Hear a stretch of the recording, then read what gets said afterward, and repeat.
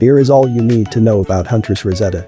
In this video, I will be showing you her overall kits, different builds, and some tips on how you use her abilities and party buff efficiently. Let's go straight to her abilities. Rosetta has a party buff of normal attack damage plus 70%. She also has skill damage plus 6%. She is the first character that has a normal attack damage party buff. It means she can boost the damage of any abilities under the normal attack section, including the character skill. It is definitely usable in any of the game contents. Her normal attack is called Serpentine Marksmanship. It is separated into a normal attack and a character skill. Wildfire. Fires bullets at enemies to inflict range damage. Her normal attack can pass through walls. It is very good in PvP maps that have many walls and obstacles. She can shoot up to 6 bullets before reloading. You can use it in all contents. Roll and gun. After making evasive maneuvers, she rapidly fires at the furthest enemy to inflict range damage and swiftly reloads. It has priority target mechanics, and it is a good burst skill against ranged DPS enemies, especially in Colosseum. It can pass through walls and obstacles. It is a good skill for dealing damage to enemies hiding behind walls. I think it is a useful burst skill for every contents. Her chain skill is called Rapid Fire. It is injured to airborne. Fires her gun at hyperspeed to inflict 410% of DPS damage as range damage. It has high burst damage and is a target lock skill. It is excellent for delaying the ailment status of the enemy. You can still hit the enemy even if the ailment status has expired. It is definitely a good chain skill for all of the game contents. Her special ability is called Quick Draw. On reload, increase her attack by 20% for 3 seconds. When using roll and gun, increase her defense by 20% for 3 seconds. It is a great complement for her character skill. You can use roll and gun at the start of the battle to gain additional attack and defense. It is definitely a useful ability for all of the game contents. Now let's see her exclusive weapon. Her exclusive weapon is called Rattle, and it's an epic rifle. It has very similar DPS stats to Arabelle's exclusive weapon. And it has the same defensive stats as Orca's exclusive weapon.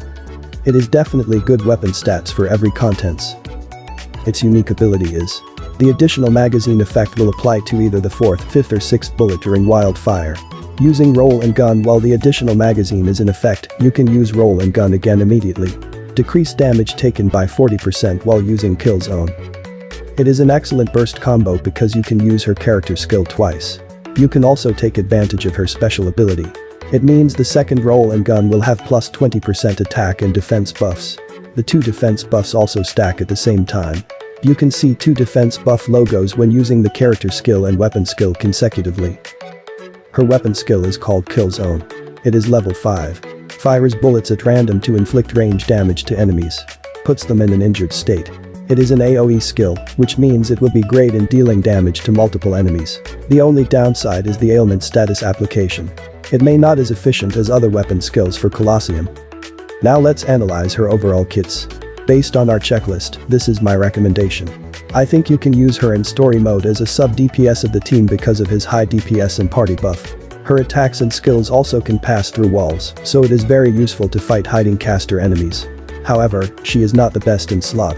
You can replace her with any DPS unit that you already have. I would say that you can also use her in arena. She will be excellent in arena map that has many obstacles and walls. She also is a great damage dealer against water element enemies.